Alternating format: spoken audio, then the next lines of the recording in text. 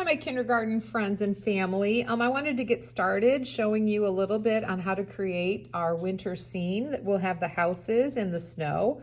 I'm using construction paper, and I know not everyone has that at home. So again, I'll remind you, you could substitute maybe colored paper that you have, wrapping paper, or maybe catalogs. It's always fun to see a collection of recycled or reused paper products showing up in art. So feel free to use those things. And again, I have included a drawing guide page in case constructing or creating in this way is too difficult for for anyone to use. So I'm going to get started again with the construction paper. I have a piece of basic black construction paper and a small piece of white. I'm going to, we call it a controlled tear. I'm going to slowly tear across the paper so that I have a rough or jagged edge. I think that looks a little bit more like natural snow. I had pre-cut it to be about 3 inches wide and the width of my paper. I'm just using glue stick. You use whatever you have or whatever works best. So I will glue that into place. It probably needs a little more glue than you expect because of trying to stick construction paper to itself or to another piece is a little bit difficult. So that forms down there at the bottom. I had said to have some houses, whatever size works for you or however many. I usually talk to the kids about putting them in front of the snow or behind the snow. It can be a variety or both. As many houses or whatever color size of houses work for you. If you want to make it look like your own house, then that's terrific. So I'm tucking this one behind. Again, glue around the edge and then put the house in place. There's number 2.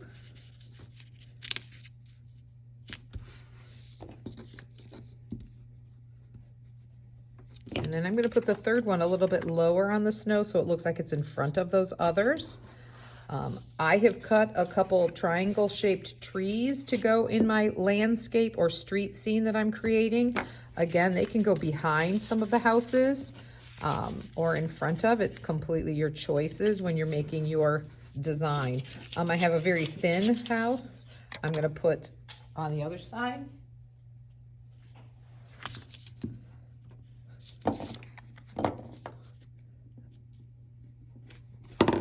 Now, as for roofs, I have some pre-cut rectangles, and if you saw in the example, sometimes it talks about cutting triangles shaped roofs, and sometimes they're almost trapezoids.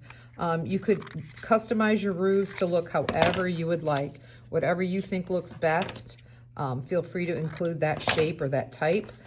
Get creative. They don't have to be traditional houses. They can be futuristic or make-believe. I have no problems when artists come up with their own take on things. So feel free to cut some houses or some roofs for your houses, attach those.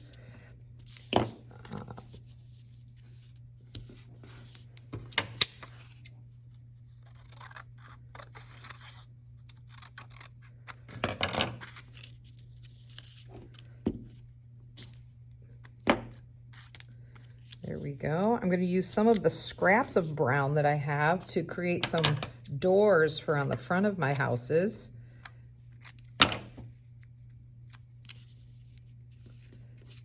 I always say I know my hands move much faster than a kindergarten friend's hands, so feel free to obviously stop or pause the video or just watch the video and then go back and do your creations. Whatever works best for you.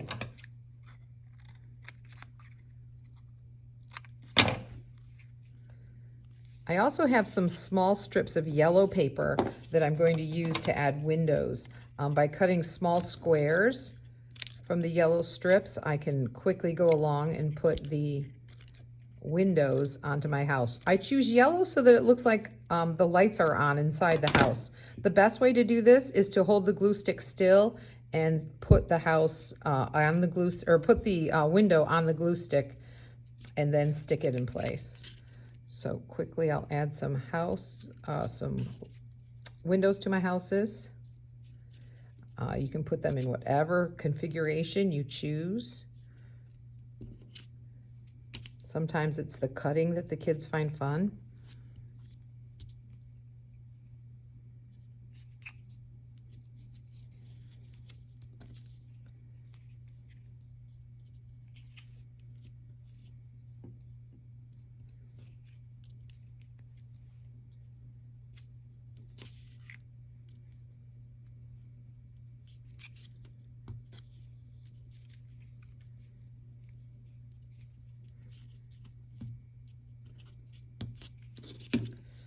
All right. I use oil pastels to add some details to the windows and doors because they show up on top of colored construction paper well. Of course, you could choose to use markers. You could use crayons. Whatever material or supply you have that works for you is absolutely fine. I also encourage them, if you'd like to decorate your house with some Christmas lights, if you want to show that happening in your house or your neighborhood, adding some colored lights. Continue to add as many details as you'd like. Put some decorations on the trees. And then finally, I like to add some snow if you'd like to use oil pastel. Sometimes in school or in class, in the classroom, we use a little bit of watered down paint and it'll make it splatter. So you finishing your collage in whatever way you like. I hope you enjoy the project and we'll see you soon.